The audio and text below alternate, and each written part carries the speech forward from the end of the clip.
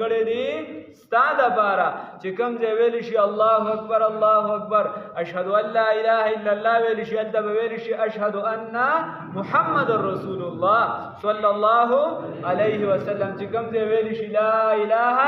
الا الله هلته به ویلی شي محمد رسول الله صلی الله